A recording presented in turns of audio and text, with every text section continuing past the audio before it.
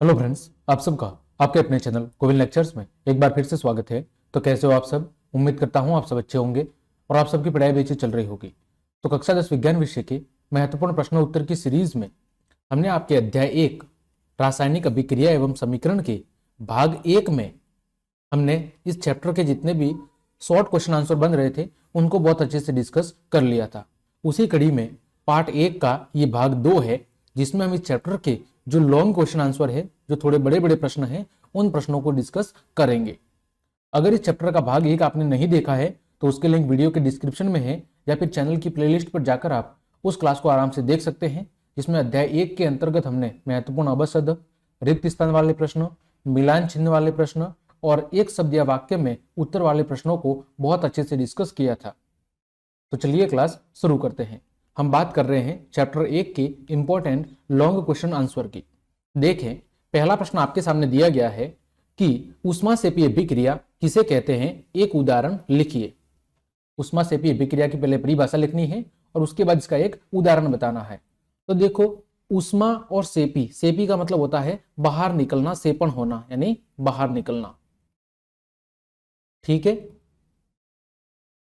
मतलब वे अभिक्रियाएं जिनमें उत्पाद के निर्माण के साथ साथ ऊष्मा भी क्या होती है, उत्पन्न होती है या बाहर निकलती है, उन्हें हम ऊष्मासेपी अभिक्रिया कहते हैं। वे अभिक्रियाएं जिनमें उत्पाद के निर्माण के साथ साथ ऊष्मा भी उत्पन्न होती है या बाहर निकलती है, ऐसी अभिक्रियाओं को हम ऊष्मासेपी अभिक्रिया कहते हैं। उदाहरण के लिए CaO, कैल्शियम ऑक्साइड की अभिक्रिया जब जल के साथ कराई जाती है तो कैल्शियम हाइड्रोक्साइड और क्या निकलती है, ऊष्मा। कैल्शियम ऑक्साइड, ये क्या है, कैल्शियम ऑक्साइड, इसको हम कहते हैं बिना बुझा हुआ छूना। क्या कहते हैं, बिना बुझा हुआ छूना, कैल्शियम ऑक्साइड। ठीक है, और ये जो सूत्र है कैल्शियम हाइड्रोक्साइड, ये है बुझा हुआ छूना। क्या है, बुझा हुआ छूना है। ये सूत्र भी आपको याद रखने हैं, कई बार परीक्षा में पूछ लेते हैं। ठीक है, और ये कौन सी अभिक्रिया है, तो ये ऊष्मासेपी अभिक्रिया होने के साथ साथ ये कौन सी अभिक्रिया है, ये संयोजन अभिक्रिया का भी उदाहरण है। ठीक है, कौन सी अभिक्रिया का, संयोजन। क्यों? क्योंकि यहां पर दो अभिकारक ए और बी मिलकर एक उत्पाद बना रहे हैं। ठीक है, जैसे अभिकारक ए कौन सा है, CaO, कैल्शियम ऑक्साइड। अभिकारक बी कौन सा है, H2O। और जब दोनों ये मिल रहे हैं तो उत्पाद क्या बन रहा है, कैल्शियम हाइड्रोक्साइड। तो ये साथ साथ में एक संयोजन अभिक्रिया का भी उदाहरण है। आगे बढ़ते हैं बच्चों, ऊष्माशोषी अभिक्रिया किसे कहते हैं, एक उदाहरण लिखिए। ऊपर वाली कौन सी थी, ऊष्मासेपी, ये कौन सी है, शोषी। शोषी का मतलब है अंदर की ओर शोषण यानी अवशोषण होना। ठीक है, अवशोषण यानी ऐसी अभिक्रिया जिसमें ऊष्मा अंदर की ओर अवशोषित होती है, उसे हम ऊष्मासेपी अभिक्रिया कहते हैं, ऊष्माशोषी अभिक्रिया कहते हैं। तो वे अभिक्रिया जिनमें उत्पाद के निर्माण के साथ साथ ऊष्मा क्या होती है, अवशोषित होती है, अंदर की ओर शोषित होती है, उन्हें हम ऊष्माशोषी अभिक्रिया कहते हैं। जैसे यहां पर उदाहरण लिखा हुआ है कैल्शियम कार्बोनेट। क्या है, कैल्शियम कार्बोनेट। जब इसको क्या किया जाता है, गर्म किया जाता है, तो कैल्शियम ऑक्साइड और कार्बन डाइऑक्साइड क्या बनता है, कैल्शियम ऑक्साइड और कार्बन डाइऑक्साइड। ये किसका सूत्र है, ये सूत्र है बच्चों कैल्शियम कार्बोनेट का। इसका सूत्र है कैल्शियम कार्बोनेट का। इसी को हम क्या कहते हैं, इसी को बच्चों हम कहते हैं संगमरमर। क्या कहते हैं, संगमरमर भी कहते हैं। तो यहां पर जो ऊष्मा है वो क्या होगी, अंदर की ओर अवशोषित होगी। और साथ ही साथ ये कौन सी अभिक्रिया का उदाहरण है, साथ ही साथ बच्चों ये वियोजन अभिक्रिया का उदाहरण है। क्यों? क्योंकि इसमें एक अभिकारक है वो टूट के दो या उससे अधिक क्या बना रहा है, उत्पाद बना रहा है। तो ये साथ ही साथ वियोजन अभिक्रिया का भी उदाहरण है। आगे बढ़ते हैं बच्चों, अवक्षेपण अभिक्रिया किसे कहते हैं, एक उदाहरण लिखिए। क्या बताना है, अवक्षेपण अभिक्रिया किसे कहते हैं और आपको एक उदाहरण भी देना है। ठीक है, तो अवक्षेपण का मतलब क्या होता है, अवक्षेपण का मतलब होता है अवक्षेप। अवक्षेप का मतलब होता है कि जो अघुलनशील ठोस पदार्थ, अघुलनशील ठोस पदार्थ, उसी को हम क्या बोलते हैं, अवक्षेप बोलते हैं, जो लास्ट में शेष बच जाता है, अघुलनशील ठोस पदार्थ। तो वैसी रासायनिक अभिक्रिया जिनमें प्रतिफल के साथ, यानी प्रतिफल का मतलब है उत्पाद के साथ साथ, उत्पाद के साथ अवक्षेप प्राप्त होता है, उसे क्या कहते हैं, अवक्षेपण अभिक्रिया कहते हैं। ऐसी रासायनिक अभिक्रिया जिसमें उत्पाद के साथ साथ अवक्षेप प्राप्त होता है। अवक्षेप क्या होता है? अघुलनशील ठोस पदार्थ, उसे हम अवक्षेपण अभिक्रिया कहते हैं। जैसे यहां पर कौन सा क्या है? सोडियम क्लोराइड, सोडियम क्लोराइड यानी आपका साधारण नमक, सोडियम क्लोराइड, ठीक है। इसकी अभिक्रिया किसके साथ कराई जा रही है? सिल्वर नाइट्रेट के साथ। किसके साथ? सिल्वर नाइट्रेट के साथ इसकी अभिक्रिया कराई जा रही है। तो क्या बन रहा है? AgCl और NaNO3। तो यहां पर जो आपका AgCl है वो क्या है? वो अवक्षेप है। क्या है? अवक्षेप है, सिल्वर क्लोराइड। इस वजह से इस अभिक्रिया को हम क्या कहते हैं? इस अभिक्रिया को हम अवक्षेपण अभिक्रिया के नाम से जानते हैं। और ये क्या है? ये सोडियम नाइट्रेट है और ये सिल्वर क्लोराइड है। ये क्या है? AgCl, सिल्वर क्लोराइड, और ये है सोडियम नाइट्रेट, ठीक है। आगे बढ़ते हैं बच्चों। तेल और वसा युक्त पदार्थों को नाइट्रोजन से प्रभावित क्यों किया जाता है? जो तेल और वसा युक्त चीजें होती है, ठीक है, उनको नाइट्रोजन से प्रभावित क्यों किया जाता है? मतलब उन्हें जब पैकिंग किया जाता है तो उसमें नाइट्रोजन क्यों भरी जाती है? इसके पीछे वजह क्या है? तो तेल और जो वसा युक्त खाद्य पदार्थ है, यानी जो खाने वाली चीजें हैं, जब वो हवा या ऑक्सीजन के संपर्क में आती है तो वे क्या हो जाती है? उपचयित हो जाती है। उपचयित का मतलब क्या होता है? उपचयित का मतलब होता है हाइड्रोजन में कमी और ऑक्सीजन में वृद्धि, ठीक है। हाइड्रोजन में कमी और ऑक्सीजन में वृद्धि, तो उसे कहते हैं उपचयन होना, यानी वो वायु के साथ अभिक्रिया कर लेता है और उसमें ऑक्सीजन मिल जाती है। सिंपल सी बात यह है। उपचयित होकर क्या हो जाता है? विकृत गंधी। विकृत गंधी का मतलब होता है स्वाद का परिवर्तन होना। क्या होना? विकृत का मतलब बदलना, गंध का मतलब स्वाद, यानी स्वाद का बदलना। तो उन पदार्थों का जो स्वाद है वो क्या हो जाता है? बदल जाता है, जिससे इनकी गंध और स्वाद दोनों ही चीजें क्या हो जाती है? विकृत गंधी होने के कारण बदल जाती है। क्या हो जाती है? बदल जाती है। अतः इन्हें क्षतिग्रस्त या खराब होने से बचाने के लिए इन्हें नाइट्रोजन से क्या किया जाता है? प्रभावित किया जाता है। यानी ये खाद्य पदार्थ लंबे समय तक खराब न हो, यानी विकृत गंधी ना हो, इसके लिए इन्हें नाइट्रोजन से क्या किया जाता है? प्रभावित किया जाता है, ताकि वो लंबे समय तक सुरक्षित बने रहे। आगे बढ़ते हैं बच्चों। वियोजन क्रिया को संयोजन अभिक्रिया के विपरीत क्यों कहा जाता है? और इन अभिक्रियाओं के लिए रासायनिक समीकरण भी आपको लिखना है। तो देखो, संयोजन अभिक्रिया क्या होती है? संयोजन अभिक्रिया के अंदर दो या दो से अधिक अभिकारक मिलके क्या बनाते हैं? एक उत्पाद बनाते हैं, ठीक है।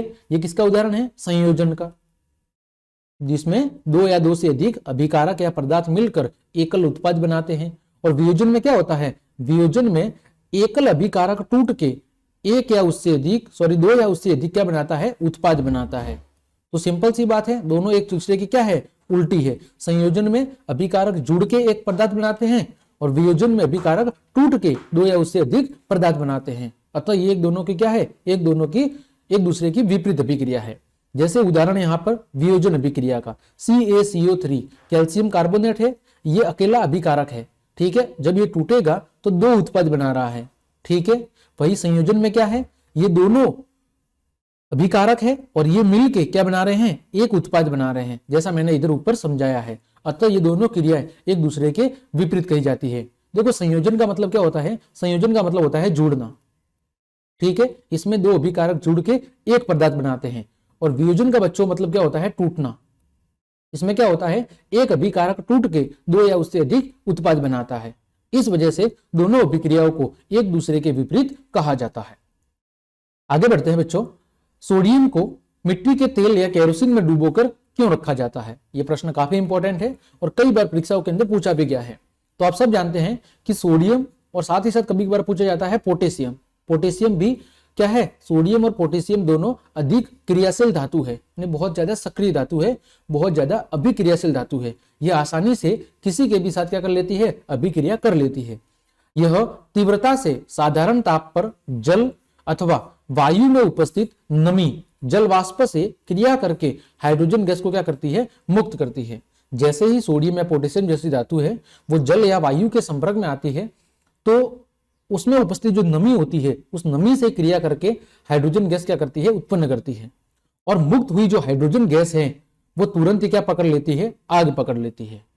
अतः इसे सुरक्षित रखने के लिए इसे केरोसिन में डुबोकर रखा जाता है ताकि ये वायु या जल के साथ कोई संपर्क न कर सके और कोई अभिक्रिया न हो। इससे बचाने के लिए, यानी इस अभिक्रिया से बचाने के लिए इसको केरोसिन के अंदर डुबो के रखा जाता है। जैसे अभिक्रिया भी दी हुई है, जब सोडियम की अभिक्रिया जल के साथ कराई जाती है तो क्या बनता है, सोडियम हाइड्रोक्साइड बनता है और क्या बनती है, हाइड्रोजन गैस बनती है। और यही हाइड्रोजन गैस जब वायुमंडल के अंदर मुक्त होती है तो तुरंत क्या पकड़ लेती है, आग पकड़ लेती है। तो इस आग की दुर्घटना से बचाने हेतु इसको केरोसिन में डुबोकर रखा जाता है। अगला प्रश्न है बच्चों आपका, वायु में जलाने से पहले मैग्नीशियम रिबन को साफ क्यों किया जाता है। मैग्नीशियम का मतलब है Mg, ठीक है। तो वायु में जलने से पहले मैग्नीशियम रिबन को साफ इसलिए करते हैं क्योंकि उसकी जो ऊपरी सतह है उस ऊपरी सतह में मैग्नीशियम कार्बोनेट की परत हट जाए। क्यों, क्योंकि जब मैग्नीशियम खुले वातावरण में पड़े रहता है तो क्या करता है, ऑक्सीजन के साथ अभिक्रिया करता है, ठीक है। और ऑक्सीजन के साथ अभिक्रिया करके ये क्या बनाता है, मैग्नीशियम ऑक्साइड बनाता है। तो जब मैग्नीशियम कुछ समय के लिए खुले में पड़ा रहता है तो इस पर मैग्नीशियम ऑक्साइड की क्या चढ़ जाती है, मैग्नीशियम कार्बोनेट या मैग्नीशियम जो ऑक्साइड है उसकी क्या चढ़ जाती है, परत चढ़ जाती है, ठीक है।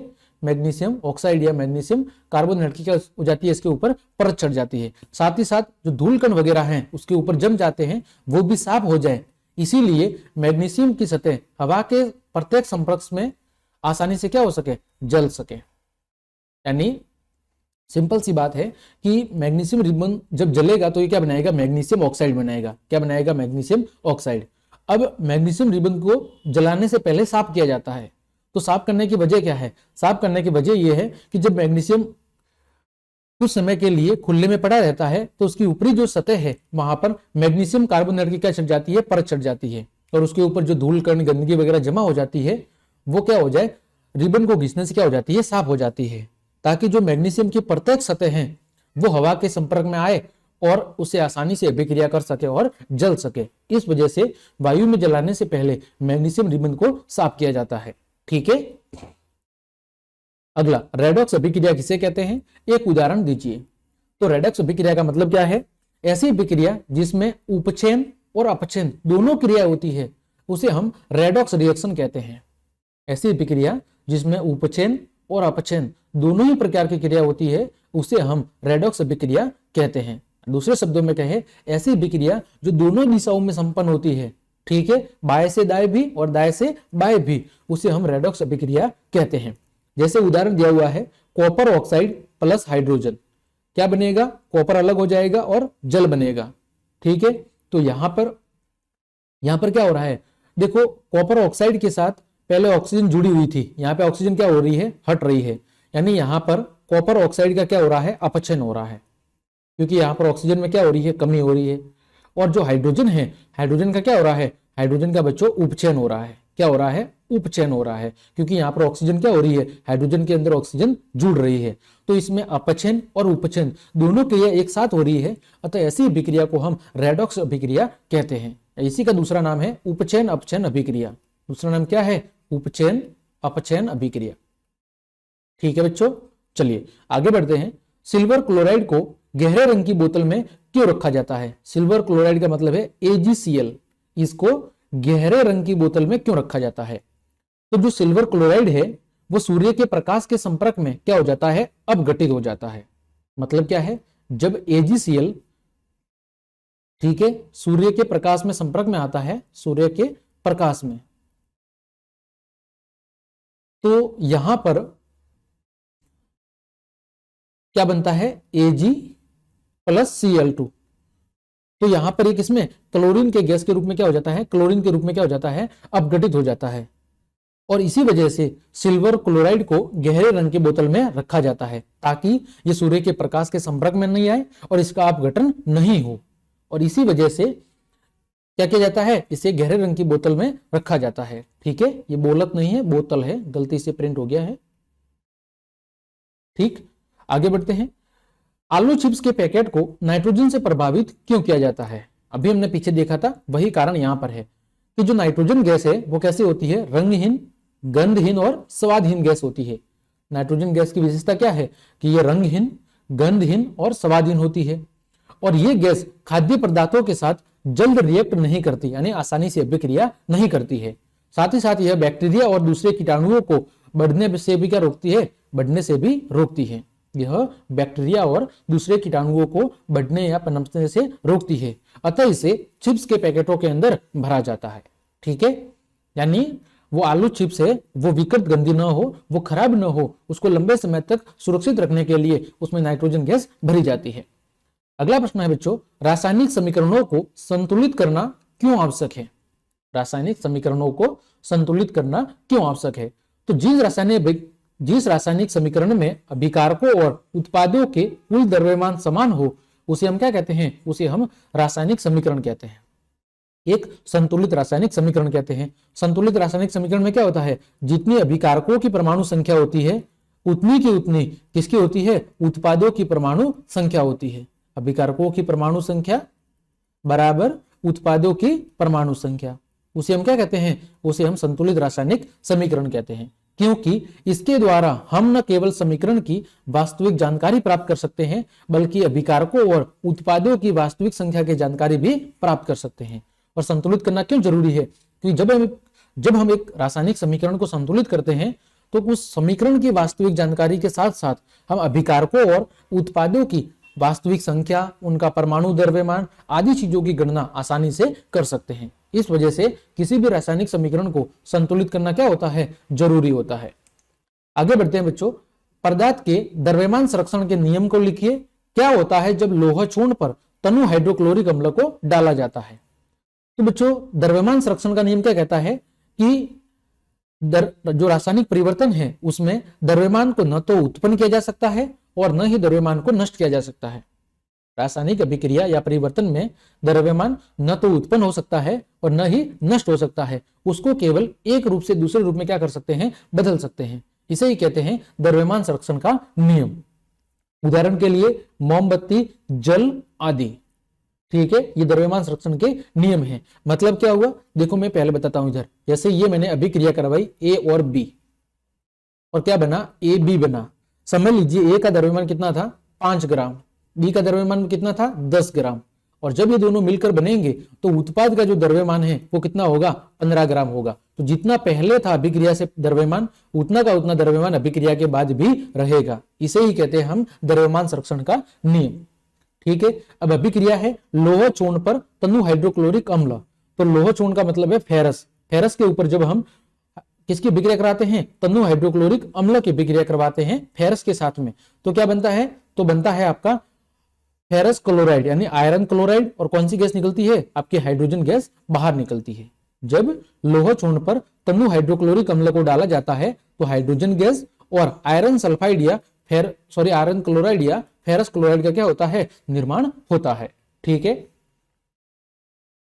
और ये कौन सी अभिक्रिया है? तो ये आपकी अभिक्रिया है, ये है आपकी विस्थापन अभिक्रिया। कौन सी अभिक्रिया है? विस्थापन अभिक्रिया है। ठीक है, आगे बढ़ते हैं। क्या होता है जब कैल्शियम कार्बोनेट को गर्म किया जाता है? रासायनिक समीकरण भी लिखिए। तो जब कैल्शियम कार्बोनेट CaCO3 को गर्म किया जाता है तो क्या बनता है? कैल्शियम ऑक्साइड, और क्या बनती है? आपकी कार्बन डाइऑक्साइड गैस प्राप्त होती है। अगला प्रश्न है बच्चों, 2Na plus O2, 2Na plus O2 तो क्या बनता है? 2NaO यानी सोडियम ऑक्साइड बनता है। उक्त अभिक्रिया में उपचित और अपचित पदार्थों के नाम लिखने हैं। तो अपचित पदार्थ का मतलब है कि जिससे ऑक्सीजन क्या हो रही है, यहां पर अपचित पदार्थ और उपचित पदार्थ का क्या बताना है? नाम बताना है। तो यहां पर जो उपचयन है, उपचयन किसका हो रहा है? उपचयन हो रहा है आपके सोडियम का, क्योंकि यहां पर ऑक्सीजन क्या हो रही है? जुड़ रही है। ठीक है, और अपचयन किसका हो रहा है? अपचयन हो रहा है आपका ऑक्सीजन का। ठीक है, सोडियम का क्या हो रहा है? उपचयन, क्योंकि इसके साथ ऑक्सीजन क्या हो रही है? जुड़ रही है। और ऑक्सीजन का क्या हो रहा है? अपचयन, क्योंकि यहाँ पर ऑक्सीजन के 2 अणु थे और यहाँ पे आके ऑक्सीजन क्या हो रही है? ऑक्सीजन किसी अन्य तत्व के साथ क्या हो रही है? जुड़ रही है। तो यहाँ पर जो उपचयन हो रहा है वो सोडियम का हो रहा है और अपचयन किसका हो रहा है? ऑक्सीजन का हो रहा है। आगे बढ़ते हैं बच्चों, किसी रासायनिक अभिक्रिया की पहचान के 2 लक्षण बताइए। तो पहली पहचान है अभिक्रिया की कि या तो गैस का निकलना या अभिकारकों की अवस्था में परिवर्तन होना। या तो रासायनिक अभिक्रिया के दौरान गैस निकलेगी या फिर अभिकारकों की जो अवस्था है उसमें परिवर्तन होगा। दूसरा, या तो उष्मा का शोषण होगा यानी उष्मा अवशोषित होगी, या उष्मा का क्या होगा? सेपन होगा यानी उष्मा उत्सर्जित होगी। ये क्या है? किसी भी रासायनिक अभिक्रिया की पहचान है। अगला है, खाद्य पदार्थों को विकृत गंधिता से बचाने के 2 उपाय बताने हैं। तो एक तो खाद्य पदार्थ को हम वायुरोधी बर्तनों के अंदर रख सकते हैं जहां पर खाद्य पदार्थ का वायु के साथ कोई संपर्क न हो या कोई अभिक्रिया न हो। और दूसरा, हम किसका उपयोग कर सकते हैं? नाइट्रोजन का उपयोग कर सकते हैं। जो खाद्य पदार्थ है उसको हम नाइट्रोजन से प्रभावित कर सकते हैं ताकि वो विकृत गंधी होने से बच जाए। ठीक है, ये दो उपाय हैं। अगला है प्रतिऑक्सीकारक का क्या उपयोग है। प्रतिऑक्सीकारक का उपयोग क्या है? तो प्रतिऑक्सीकारक वे यौगिक हैं जिनको अल्प मात्रा में किसी यौगिक में मिला देने से वायुमंडल की ऑक्सीजन के साथ उनकी अभिक्रिया का क्या हो जाता है? निरोध हो जाता है। प्रतिऑक्सीकारक का मतलब है कि वे पदार्थ जो किसी भी पदार्थ को ऑक्सीजन के साथ मिलने से रोकते हैं। वही लिखा हुआ है, वे यौगिक जिनको अल्प मात्रा में किसी यौगिक में मिला देने से वो वायुमंडल में की जो ऑक्सीजन है उसके साथ उसकी अभिक्रिया का क्या करते हैं? निरोध करते हैं, विरोध करते हैं। ठीक है, यानी ये वो पदार्थ है जिनको अगर हम किसी यौगिक के अंदर मिला दे तो फिर वो यौगिक वायुमंडल में उपस्थित ऑक्सीजन के साथ अभिक्रिया नहीं कर पाएगा, उसे कहते हैं प्रतिऑक्सीकारक। अगला प्रश्न है, सिल्वर के शोधन में सिल्वर नाइट्रेट के विलयन से सिल्वर प्राप्त करने के लिए कॉपर धातु द्वारा विस्थापन किया जाता है। इस अभिक्रिया के लिए आपको क्या लिखना है? एक अभिक्रिया लिखनी है। इस प्रक्रिया के लिए अभिक्रिया, तो देखो जब कॉपर की अभिक्रिया सिल्वर नाइट्रेट के साथ कराई जाती है, ठीक है, तो क्या बनता है? तो यहां पर आपका बन जाएगा कॉपर नाइट्रेट और सिल्वर क्या हो जाएगा? अलग हो जाएगा। ठीक है, ये क्या है? Cu आपका है कॉपर। कॉपर की अभिक्रिया किससे करा रहे हैं? सिल्वर नाइट्रेट से। सिल्वर नाइट्रेट से, तो जो कॉपर है वो सिल्वर की तुलना में अधिक क्रियाशील होने के कारण सिल्वर को उसके यौगिक से क्या करेगी? विस्थापित कर देगी। तो यहां पर क्या बनेगा? यहां पर बन जाएगा आपका कॉपर नाइट्रेट। ठीक है, और ये आपकी जो सिल्वर है वो क्या हो जाएगा? अलग हो जाएगा। ठीक है, ये कौन सी अभिक्रिया है? तो ये बच्चों आपकी अभिक्रिया है, ये है विस्थापन अभिक्रिया। कौन सी अभिक्रिया? विस्थापन अभिक्रिया का ये उदाहरण है। अगला है, संतुलित रासायनिक समीकरण किसे कहते हैं? एक संतुलित रासायनिक समीकरण लिखिए। तो अभी मैंने बताया था कि किसी रासायनिक अभिक्रिया में भाग लेने वाले अभिकारक और प्राप्त उत्पादों में उपस्थित विभिन्न तत्वों के परमाणुओं की संख्या समान होने पर ऐसे समीकरण को हम क्या कहते हैं? संतुलित रासायनिक समीकरण कहते हैं। यानी एक ऐसा समीकरण जिसमें अभिकारकों की परमाणु संख्या बराबर उत्पादों की परमाणु संख्या हो, उसे हम कहते हैं संतुलित रासायनिक समीकरण। उदाहरण के लिए Zn प्लस H2SO4 क्या बना है? ZnSO4 plus H2। तो यहां पर देखो कौन कौन से हैं? जिंक है, जिंक का अभिकारक में भी एक है और उत्पाद के अंदर भी एक परमाणु है, ये संतुलित है। हाइड्रोजन है, हाइड्रोजन का अभिकारक में 2 परमाणु थे और अभिक्रिया के बाद भी कितने हैं? 2 परमाणु हैं, ये भी संतुलित है। फिर आपका क्या है? सल्फर। सल्फर अभिक्रिया से पहले कितना था? 1 था, अभिक्रिया के बाद भी 1 है। ऑक्सीजन कितना था? अभिक्रिया से पहले 4 था, अभिक्रिया के बाद भी 4 है। यानी सभी क्या है? सभी आपस में संतुलित है। अतः इस प्रकार के समीकरण को हम क्या कहेंगे? संतुलित रासायनिक समीकरण कहेंगे। अगला प्रश्न है, रासायनिक समीकरणों को संतुलित करने की हीट एंड ट्रायल विधि क्या है? तो रासायनिक समीकरणों को संतुलित करने की वो विधि जिसमें सबसे छोटी पूर्णांक संख्या के गुणांक का उपयोग करके समीकरण को संतुलित करने का प्रयास किया जाता है। जिसमें किसी भी तत्वों को संख्या को संतुलित करने के लिए उसे छोटी से छोटी पूर्णांक संख्या से क्या किया जाता है? गुणा किया जाता है, ताकि अभिक्रिया से पहले और अभिक्रिया के बाद उसके परमाणुओं की संख्या समान रहे। इसे कहते हैं हीट एंड ट्रायल विधि। क्या कहते हैं? हीट एंड ट्रायल विधि। ठीक है, आगे बढ़ते हैं। ऊष्माक्षेपीय अभिक्रिया के 3 उदाहरण। ऊष्माक्षेपीय अभिक्रिया ऐसी अभिक्रिया जिसमें उत्पाद के निर्माण के साथ साथ ऊष्मा क्या होती है? ऊष्मा का सेपन होता है, यानी ऊष्मा बाहर की ओर उत्सर्जित होती है, उसे हम ऊष्माक्षेपीय अभिक्रिया कहते हैं। जैसे carbon plus oxygen, carbon dioxide और ऊष्मा बाहर निकलेगी। फिर मेथेन प्लस ऑक्सीजन क्या बनेगा? कार्बन डाइऑक्साइड, जल और ऊष्मा बाहर निकलेगी।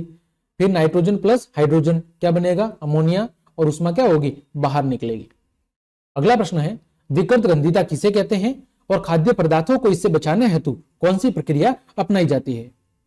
तो तेल और जो वसा युक्त चीजें होती है वो अपचित होकर अपना स्वाद और गंध दोनों को क्या कर देते हैं? दोनों को ही बदल देते हैं। और यह घटना क्या कहलाती है? यह घटना कहलाती है आपकी विकृत गंधिता। तेल और खाद्य युक्त पदार्थ अपचित नहीं, यहां पे क्या होगा? उपचित होकर। उपचित का मतलब है ऑक्सीजन से योग करके। ठीक है, उपचित होकर अपना स्वाद और गंध दोनों को क्या कर देते हैं? बदल देते हैं। दोनों को क्या कर देते हैं? बदल देते हैं। इसे कहते हैं विकृत गंधिता। और खाद्य पदार्थों को इसे बचाने के लिए प्रतिऑक्सीकारक पदार्थों का उपयोग किया जाता है। प्रतिऑक्सीकारक पदार्थ वे पदार्थ होते हैं जो यौगिक को ऑक्सीजन के साथ अभिक्रिया करने से क्या करते हैं? रोकते हैं। ठीक है, आगे बढ़ते हैं। जब लोहे की किल को कॉपर सल्फेट के विलयन में डुबोया जाता है तो विलयन का रंग क्यों बदल जाता है? जब कॉपर की किल को कॉपर सल्फेट के विलयन में CuSO4 के विलयन में डुबोया जाता है तो विलयन का रंग क्यों बदल जाता है? तो होता क्या है कि जो आपका लोहा है वो कॉपर की तुलना में क्या होता है, अधिक क्रियाशील होता है। इस वजह से जो लोहा है वो कॉपर सल्फेट के विलयन से कॉपर को क्या कर लेता है, विस्थापित कर देता है, और जिसकी वजह से विलयन का रंग क्या हो जाता है, बदल जाता है। देखो यहां पर जो फेरस की अभिक्रिया कॉपर सल्फेट के साथ कराई जाती है तो जो फेरस है वो कॉपर की तुलना में क्या है, अधिक क्रियाशील है। अतः ये कॉपर सल्फेट के विलयन से इस कॉपर को क्या करेगा, अलग कर लेगा। ठीक है, तो क्या बनेगा, आपका बनेगा फेरस सल्फेट और कॉपर अलग हो जाएगा। और इस कॉपर को अलग करने के कारण यहां पर क्या बनता है, फेरस सल्फेट, और इस फेरस सल्फेट की वजह से इस विलयन का रंग क्या हो जाता है, बदल जाता है। ठीक है, आगे बढ़ते हैं। जब पोटेशियम क्लोराइड विलयन में सिल्वर नाइट्रेट विलयन मिलाया जाता है तब अविलेय अवक्षेप बनाता है। यह किस प्रकार की अभिक्रिया है, इस अभिक्रिया का समीकरण लिखिए।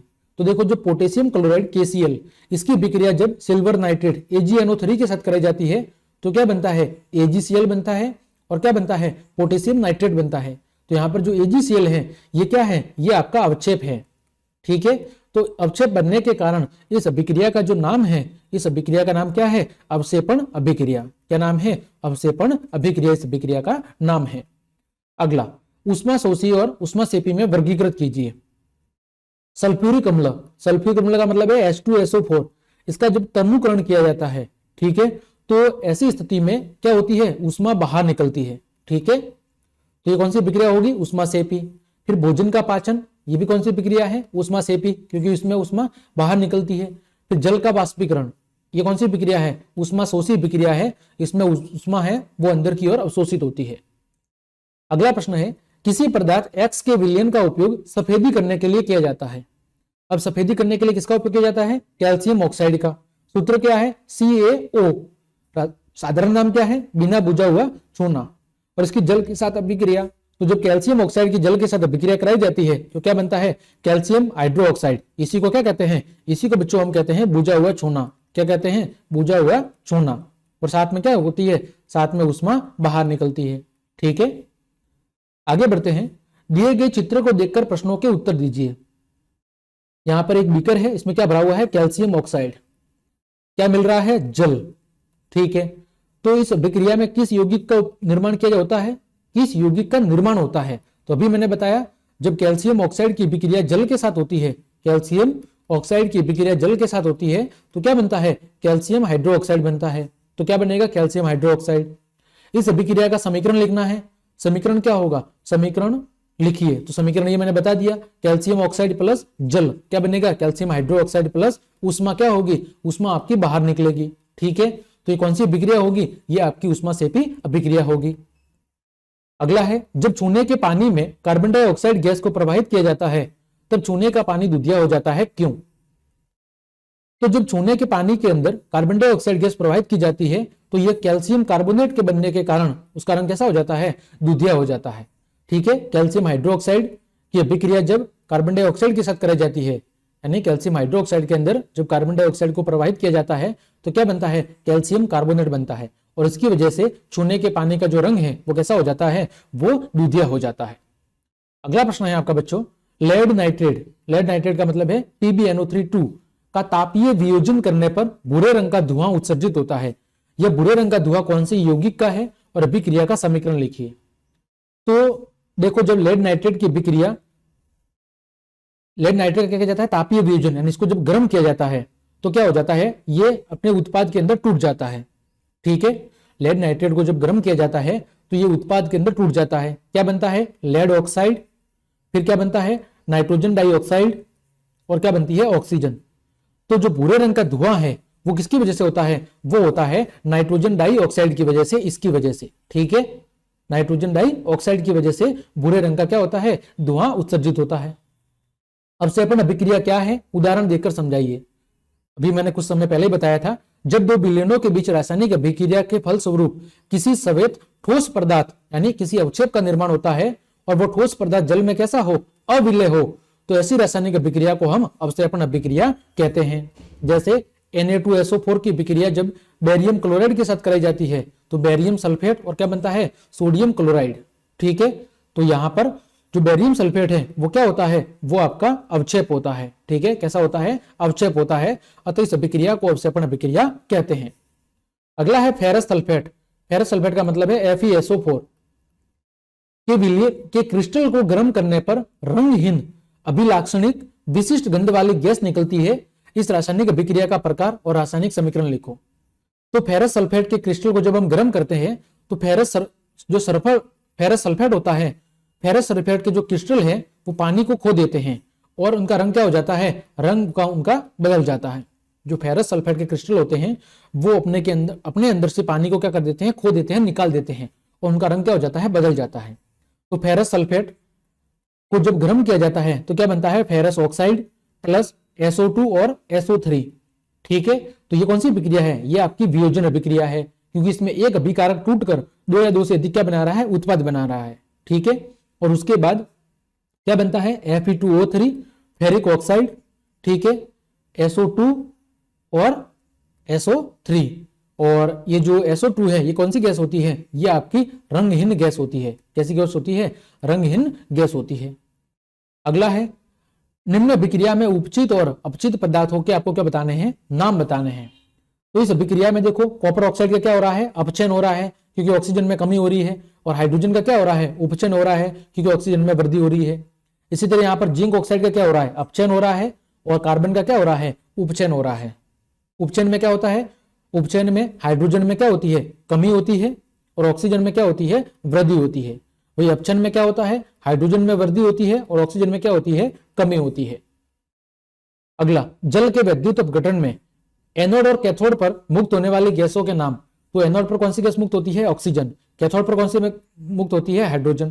किस प्रकार की अभिक्रिया है, तो ये एक प्रकार की विद्युत अपघटनी अभिक्रिया है। कौन सी अभिक्रिया है, विद्युत अपघटन अभिक्रिया है, क्योंकि जल को अपघटित करने के लिए इसमें विद्युत धारा प्रवाहित की जाती है, जिसके परिणाम स्वरूप जल हाइड्रोजन और ऑक्सीजन के रूप में क्या होता है, अपघटित होता है। अगला है, निम्न में से किन्हीं तीन अभिक्रियाओं के लिए संतुलित रासायनिक समीकरण लिखना है। आपको क्या लिखने हैं, इसके लिए संतुलित रासायनिक समीकरण लिखना है। पहला है हाइड्रोजन प्लस क्लोरीन, क्या बनेगा, हाइड्रोजन क्लोराइड। अभिक्रिया लिखी हमने, hydrogen H2 plus chlorine Cl2, क्या बना, 2HCl। यहाँ पर हाइड्रोजन 2 है, क्लोरीन 2 है, यहाँ पर हाइड्रोजन भी 2 है और क्लोरीन भी 2 है। सोडियम प्लस जल, सोडियम प्लस जल को मिलाया, क्या बनेगा, सोडियम हाइड्रोक्साइड, और कौन सी गैस निकलेगी, हाइड्रोजन गैस। बस आपको संतुलित करना है, दोनों भागों में परमाणुओं की संख्या समान होनी चाहिए। इधर सोडियम 2 है, इधर भी सोडियम 2 है, यहाँ पर ऑक्सीजन 2 है, इधर भी ऑक्सीजन 2 है, हाइड्रोजन 4 है, इधर 2 हाइड्रोजन ये रहे, 2 ये रहे, दोनों भागों में समान है। अगला है calcium hydroxide CaOH2 plus carbon dioxide CO2, क्या बनेगा, कैल्शियम कार्बोनेट CaCO3 प्लस जल बनेगा। जिंक कार्बोनेट ZnCO3, क्या बनेगा गर्म करने पर, ZnO zinc oxide plus carbon dioxide. फिर barium chloride BaCl2, potassium sulphate K2SO4, क्या बनेगा, बेरियम सल्फेट BaSO4, और क्या बनेगा, पोटेशियम क्लोराइड 2KCl। ठीक है, आगे तीन अभिक्रियाओं के प्रकार पहचान कर आपको क्या लिखने हैं, नाम लिखने हैं।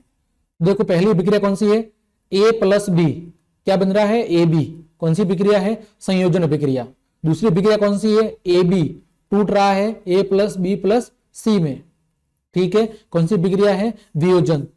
फिर Na2SO4 BaCl2, यहां पर क्या हो रहा है, SO4 का विस्थापन इधर हो रहा है और Cl2 का विस्थापन इधर हो रहा है, यानी यौगिकों के बीच आयनों का विस्थापन हो रहा है, यानी द्विविस्थापन अभिक्रिया है।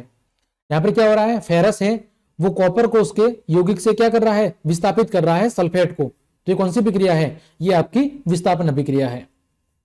अगला है वियोजन अभिक्रिया, क्या है, उन वियोजन अभिक्रियाओं के एक एक समीकरण लिखिए जिनमें ऊष्मा, प्रकाश और विद्युत के रूप में ऊर्जा प्रदान की जाती है। तो वियोजन अभिक्रिया क्या होती है, ऐसी रासायनिक अभिक्रिया जिसमें एकल अभिकारक वियोजित होकर यानी टूटकर दो या दो से अधिक उत्पादों का निर्माण करता है, उसे हम क्या कहते हैं, उसे हम कहते हैं वियोजन अभिक्रिया। फिर पहली अभिक्रिया है वो है कैल्शियम कार्बोनेट को क्या कर रहे हैं, गर्म कर रहे हैं। तो ये कौन सी अभिक्रिया होगी, ये होगी तापीय वियोजन, क्योंकि वियोजन के लिए हम क्या दे रहे हैं, ताप दे रहे हैं। ये कौन सी अभिक्रिया है, तापीय वियोजन। सोडियम क्लोराइड का क्या हो रहा है, अपघटन हो रहा है, तो ये कौन सी अभिक्रिया है, विद्युत अपघटनीय अभिक्रिया। ठीक है, या विद्युत वियोजन अभिक्रिया।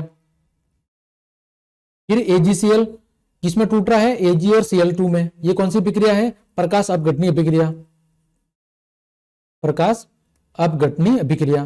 क्योंकि जो वियोजन अभिक्रिया है वो 3 प्रकार की होती है।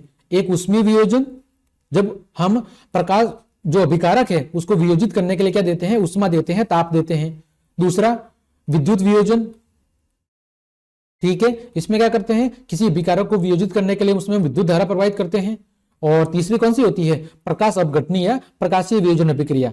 इसमें हम किसी पदार्थ को वियोजित करने के लिए क्या देते हैं, उसे प्रकाश की उपस्थिति में गर्म करते हैं। ठीक है, तो ये वियोजन अभिक्रिया 3 प्रकार की होती है। अगला, निम्न गैसों के अभिलाक्षणिक परिरक्षण लिखिए। ठीक है, इनकी विशेषता लिखनी है। CO2 की विशेषता क्या है, छूने के पानी में प्रवाहित करने पर ये छूने के पानी को क्या कर देती है, दूधिया कर देती है।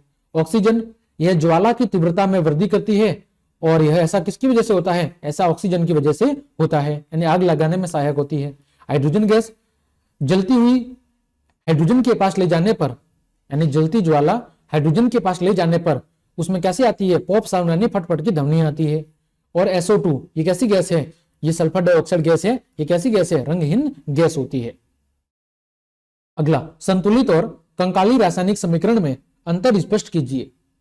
तो संतुलित समीकरण कैसा होता है, ऐसा रासायनिक समीकरण जिसमें अभिक्रिया से पहले और अभिक्रिया के बाद परमाणुओं की संख्या समान रहती है, उसे हम संतुलित रासायनिक समीकरण कहते हैं। कंकाली समीकरण कौन सा होता है, ऐसा रासायनिक समीकरण जिसमें अभिक्रिया से पहले और अभिक्रिया के बाद परमाणुओं की संख्या समान नहीं होती है, उसे हम कंकाली समीकरण कहते हैं। जैसे पहला समीकरण लिखा हुआ है, ये कैसा समीकरण है, संतुलित। क्योंकि यहां पर देखो पोटेशियम के अणु कितने हैं, 2 हैं।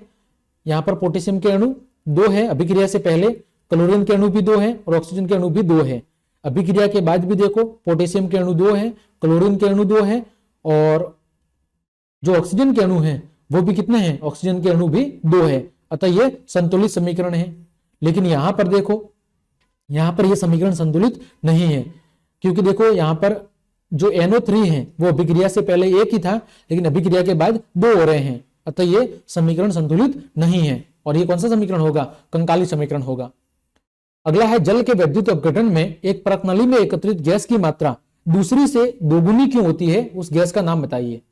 देखो, जब जल का विद्युत अपघटन होता है तो क्या बनती है, हाइड्रोजन गैस बनती है और क्या बनता है, ऑक्सीजन। और इस अभिक्रिया में हाइड्रोजन और ऑक्सीजन का अनुपात कितना होता है, 2:1। इस वजह से एक परतनली के अंदर जो मात्रा है वो दूसरी परतनली में उपस्थित गैस की तुलना में अधिक होती है, क्योंकि जो हाइड्रोजन वाली परतनली होगी उसमें गैस की मात्रा अधिक होगी और उस दुगुनी पाई जाने वाली गैस का नाम क्या है, हाइड्रोजन है। क्या है, हाइड्रोजन है। ठीक है, अगला, अभिक्रियाओं में उपचित और अपचित पदार्थों की पहचान करनी है। तो पहली अभिक्रिया के अंदर जो सोडियम है, सोडियम का क्या हो रहा है, सोडियम का यहां पर कुछ गलती से लिखा है। ठीक है, ये Cu नहीं है, इधर क्या है, इधर आपका सोडियम है। तो पहली अभिक्रिया में क्या हो रहा है, Na, ये यहां पर अभिक्रिया गलत लिखी है, क्या बनेगा, Na2O बनेगा, जो ऊपर लिखा हुआ है। तो इस अभिक्रिया में क्या हो रहा है, सोडियम ऑक्साइड में क्या हो रहा है, उपचयन हो रहा है। ठीक है, क्योंकि यहां पर सोडियम के साथ ऑक्सीजन जुड़ रही है, तो यहां पर क्या हो रहा है, उपचयन हो रहा है। दूसरी अभिक्रिया में क्या हो रहा है, दूसरी अभिक्रिया में जो कॉपर है वो H2O के अंदर क्या हो रहा है, अपचित हो रहा है, क्योंकि यहां पर पहले कॉपर के साथ ऑक्सीजन जुड़ी हुई थी, अब कॉपर के साथ ऑक्सीजन में क्या हो रही है, कमी हो रही है। तो यहां पर कॉपर ऑक्साइड का क्या हो रहा है, कॉपर ऑक्साइड का आपका अपचयन हो रहा है। तो अपचयन का मतलब है ऑक्सीजन में कमी और उपचयन का मतलब है ऑक्सीजन में वृद्धि। ठीक है, आगे बढ़ते हैं। रासायनिक समीकरण को किस प्रकार लिखा जाता है, यह हमें बताना है। तो देखें कि रासायनिक समीकरण को किस प्रकार लिखा जाता है, इसका आपको पूरा विस्तृत विवरण देना है। तो शब्दों की अपेक्षा रासायनिक सूत्र का उपयोग करके रासायनिक समीकरणों को अधिक संक्षिप्त तथा उपयोगी बनाया जा सकता है। जैसे यहां पर हमने शब्द लिखे हैं, मैग्नीशियम प्लस ऑक्सीजन, क्या बनेगा, मैग्नीशियम ऑक्साइड। तो इसकी तुलना में हम इन शब्दों के बजाय किसका उपयोग कर सकते हैं, रासायनिक सूत्र का उपयोग कर सकते हैं और उसको संक्षिप्त रूप में और उपयोगी बना सकते हैं। रासायनिक समीकरण किसी रासायनिक अभिक्रिया को दर्शाता है।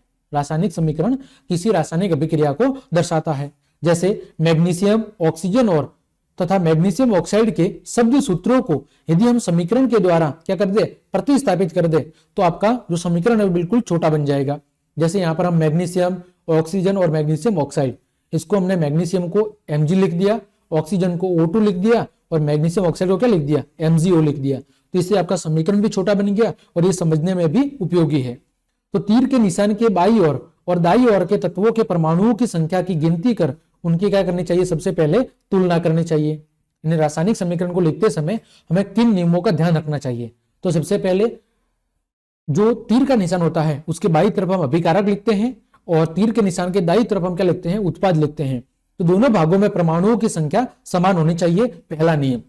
दूसरा, यदि तीर के निशान के दोनों ओर के परमाणुओं की संख्या बराबर हो तो समीकरण कैसा होता है, संतुलित होता है। और यदि ऐसा नहीं है तो समीकरण कैसा होगा, असंतुलित होगा। क्यों? क्योंकि दोनों ओर का द्रव्यमान बराबर नहीं होगा। ठीक है, और ऐसे समीकरण को हम क्या कहेंगे, ऐसे समीकरण को हम कंकाली रासायनिक समीकरण कहेंगे। ठीक है, अगर कुछ उदाहरण की बात करें तो ये मैंने कुछ उदाहरण लिखे हैं, जैसे 2NaCl। तो यहां पर देखो, सोडियम अभिक्रिया से पहले कितना है, 2 है, और क्लोरीन कितना है, 1 है। अभिक्रिया के बाद भी सोडियम के परमाणु 2 है और क्लोरीन के परमाणु इधर 2 करना है, और क्लोरीन के परमाणु भी कितने हैं, 2 है। तो दोनों भागों में परमाणु की संख्या समान है, अतः द्रव्यमान भी समान होगा। फिर Cu प्लस 2AgNO2। ठीक है, तो यहां पर देखो क्या बनेगा, कॉपर नाइट्रेट प्लस सिल्वर बनेगा। तो यहां पर आपको क्या करना है, 2 लगा देना है, जिससे ये संतुलित हो जाएगा। ठीक है, ये अभी जो उदाहरण दिए हुए हैं ये कैसे दिए हुए हैं, ये कंकाली समीकरण के उदाहरण है। ठीक है, इसको हमें संतुलित करके लिखना है। फिर यहां पर देखो, कुछ संतुलित है, कुछ असंतुलित है। Fe2O3 और 3CO। तो यहां पर Fe2 है, सही बात है। कार्बन कितने हैं, 3 है, सही बात है। ऑक्सीजन कितने हैं, ऑक्सीजन यहां पर 3 और यहां पर 3 6 हैं, तो ऑक्सीजन कितने हैं, 6 हैं, यानी ये संतुलित है। फिर मैग्नीशियम ऑक्साइड की अभिक्रिया कार्बन के साथ करा रहे हैं, तो क्या बनेगा, CO कार्बन मोनोऑक्साइड और Mg बनेगा, ये भी क्या है, संतुलित है। तो ये रासायनिक समीकरण के कुछ उदाहरण हैं। ठीक है, अब ये संतुलित भी हो सकते हैं और असंतुलित भी हो सकते हैं। तो जब दोनों भागों में हम परमाणुओं की संख्या समान कर लेंगे तो वो संतुलित कहलाएगा, और जब दोनों भागों में परमाणु की संख्या समान नहीं होगी तो वो क्या कहलाएगा, वो आपका कंकाली समीकरण कहलाएगा। अगला है, हमारे दैनिक जीवन की 2 परिस्थितियों का उदाहरण देकर स्पष्ट करें कि हमारे दैनिक जीवन में रासायनिक परिवर्तन भी होते हैं। तो दैनिक जीवन में रासायनिक परिवर्तन का उदाहरण है अंगूर का किण्वन, हमारे शरीर में भोजन का पाचन, और गर्मियों में कमरे के ताप पर दूध को छोड़ देने पर उसमें क्या होता है, परिवर्तन होता है, वो फट जाता है। तो ये क्या है, ये दैनिक जीवन में रासायनिक परिवर्तन के उदाहरण है। अगला है, सफेदी करने के 2 से 3 दिन बाद चमक क्यों आ जाती है? तो जो कैल्शियम हाइड्रोक्साइड होता है, कैल्शियम हाइड्रोक्साइड जिसको हम कहते हैं बुझा हुआ चूना, ठीक है, ये जब वायु में उपस्थित कार्बन डाइऑक्साइड के साथ, वायु में उपस्थित कार्बन डाइऑक्साइड के साथ धीमी गति से अभिक्रिया करके दीवारों पर कैल्शियम कार्बोनेट की एक पतली परत बना देता है। जब कैल्शियम कार्बोनेट वायु में मौजूद कार्बन डाइऑक्साइड के साथ धीरे धीरे अभिक्रिया करता है तो क्या बनाता है, कैल्शियम कार्बोनेट। क्या बनाता है, कैल्शियम कार्बोनेट बनाता है। ठीक है, तो यहां पर देखो क्या बनेगा, कैल्शियम कार्बोनेट, और क्या मुक्त होगी आपकी, आपका क्या बनेगा, जल बनेगा। तो सफेदी करने के 2 से 3 दिन बाद कैल्शियम कार्बोनेट का क्या होता है, निर्माण होता है, और इसी कैल्शियम कार्बोनेट के निर्माण की वजह से दीवारों पर धीरे धीरे क्या आ जाती है, चमक आ जाती है। ठीक है, आगे बढ़ते हैं, संगमरमर का रासायनिक सूत्र और उसके बनने की प्रक्रिया। तो संगमरमर का रासायनिक नाम क्या है, कैल्शियम कार्बोनेट। सूत्र क्या है, CaCO3। बनने की अभिक्रिया क्या है, calcium hydroxide plus carbon dioxide, क्या बनेगा, कैल्शियम कार्बोनेट, और क्या बनेगा, आपका जल बनेगा। जंग लगना किसे कहते हैं, जंग का रासायनिक सूत्र और होने वाली हानि।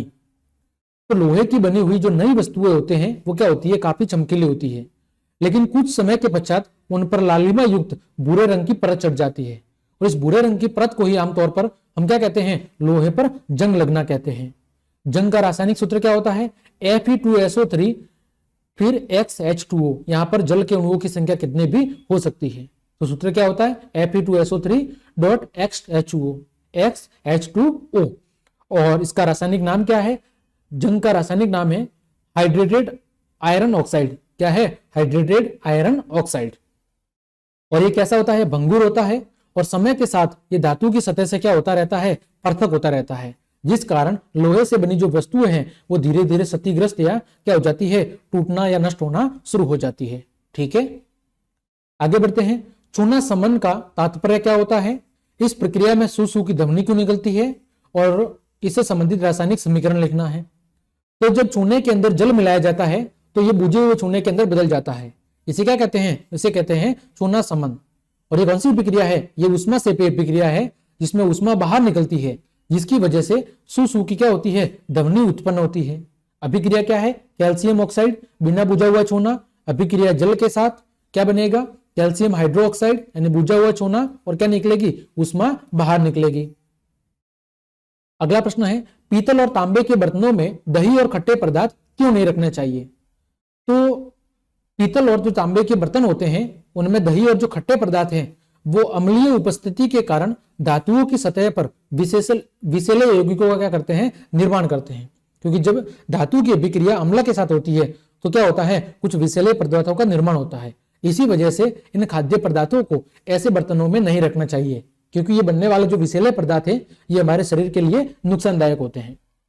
अगला है, निम्न रासायनिक अभिक्रियाओं के लिए संतुलित रासायनिक समीकरण लिखिए। ठीक है, पहला है जिंक कार्बोनेट,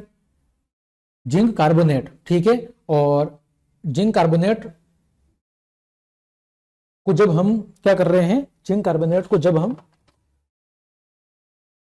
गर्म करेंगे, ठीक है, सॉरी, ऑक्सीजन की उपस्थिति में जब ये जिंक कार्बोनेट क्या होगा? विघटित होगा। ठीक है, जब ये जिंक कार्बोनेट क्या होगा? विघटित होगा, तो क्या बनाएगा? आपका जिंक ऑक्साइड और कार्बन डाइऑक्साइड बनाएगा। जिंक ऑक्साइड और कार्बन डाइऑक्साइड। तो इसके लिए हमें क्या लिखना है? इसके लिए हमें उचित समीकरण लिखने हैं। तो समीकरण यहां पर मैंने लिख रखे हैं, तो इनको मैं ऊपर लिख के बता देता हूं। ठीक है, तो सबसे पहला जो समीकरण है जिंक कार्बोनेट, जिंक कार्बोनेट की अभिक्रिया क्या होती है? ZnCO3। ठीक है, ये कैसा होता है? ठोस होता है। जब इसको गर्म करेंगे तो क्या बनेगा? ZnO जिंक ऑक्साइड बनेगा, और क्या बनेगा? कॉपर ऑक्साइड बनेगा। ठीक है, फिर दूसरा समीकरण है आपका हाइड्रोजन प्लस क्लोरीन। हाइड्रोजन क्या होती है? गैस होती है। क्लोरीन भी क्या होती है? गैस होती है। और इन दोनों को मिलाएंगे तो क्या बनेगा? हाइड्रोक्लोरिक अम्ल बनेगा। तीसरा है कार्बन प्लस ऑक्सीजन। कार्बन और ऑक्सीजन को मिलाएंगे क्या बनेगा? कार्बन डाइऑक्साइड बनेगा। चौथा है हाइड्रोजन प्लस ऑक्सीजन, तो हाइड्रोजन प्लस ऑक्सीजन, तो यहां पर क्या बनेगा? आपका जल बनेगा। जल कैसा होता है? लिक्विड होता है। फिर पांचवा है चूना पत्थर। चूना पत्थर को क्या कहते हैं? कैल्शियम कार्बोनेट कहते हैं। और इसको जब हम गर्म करेंगे तो क्या बनेगा? कैल्शियम ऑक्साइड बनेगा। और क्या बनेगा? और आपके बनेगी कार्बन डाइऑक्साइड। फिर जिंक की कॉपर सल्फेट के साथ, तो जिंक प्लस कॉपर सल्फेट क्या बनेगा? तो यहां पर कॉपर अलग हो जाएगा और क्या बनेगा? जिंक सल्फेट बन जाएगा। फिर सातवां मैग्नीशियम प्लस ऑक्सीजन, तो क्या बनेगा? यहां पर बन जाएगा आपका मैग्नीशियम ऑक्साइड। ये आपके लिए इन समीकरणों के लिए क्या लिखनी थी? आपको अभिक्रिया लिखनी थी। ठीक है, यह आपका प्रश्न हो गया। आगे बढ़ते हैं। 2AgBr यानी कि सिल्वर ब्रोमाइड। ठीक है, और इसका जब प्रकाश की उपस्थिति में अपघटन होता है तो क्या होता है? सिल्वर और ब्रोमाइड अलग हो जाता है। सिल्वर और ब्रोमीन क्या हो जाता है? अलग हो जाता है। तो इस अभिक्रिया का उपयोग कहां पर किया जाता है? तो इसका उपयोग किया जाता है श्वेत श्याम फोटोग्राफी में, यानी ब्लैक एंड व्हाइट फोटोग्राफी के अंदर इस अभिक्रिया का उपयोग किया जाता है। ठीक है, तो इस तरह हमने आपके चैप्टर 1 के जितने भी इंपॉर्टेंट प्रश्नोत्तर बन रहे थे, जो आपकी परीक्षा के लिए काफी उपयोगी है, और उम्मीद करता हूं इससे बाहर एक भी प्रश्न आपको परीक्षा में देखने को नहीं मिलेगा, क्योंकि चैप्टर के अंदर जो कुछ भी था हमने उस पूरे की बहुत अच्छे से चर्चा कर ली है। और इस चैप्टर के जितने भी संभावित प्रश्न बन रहे थे जो परीक्षा उपयोगी है, उन सबको हमने बहुत अच्छे से समझ लिया है। उम्मीद करता हूं आपको अच्छे से समझ में आया होगा। तो क्लास देखने के लिए आप सभी को धन्यवाद। यदि आपको मेरी क्लास और मेहनत पसंद आई है तो फिर लाइक, कमेंट, शेयर और सब्सक्राइब जरूर करें। ठीक है, क्योंकि आप जितने ज्यादा लाइक करेंगे, जितने ज्यादा कमेंट करेंगे, उससे मुझे उतना ही क्या मिलेगा? मोटिवेशन मिलेगा, और आपके लिए उतनी ही बेहतरीन क्लासेस मैं लेकर आऊंगा। तो आज के लिए इतना ही। जय हिंद, जय भारत।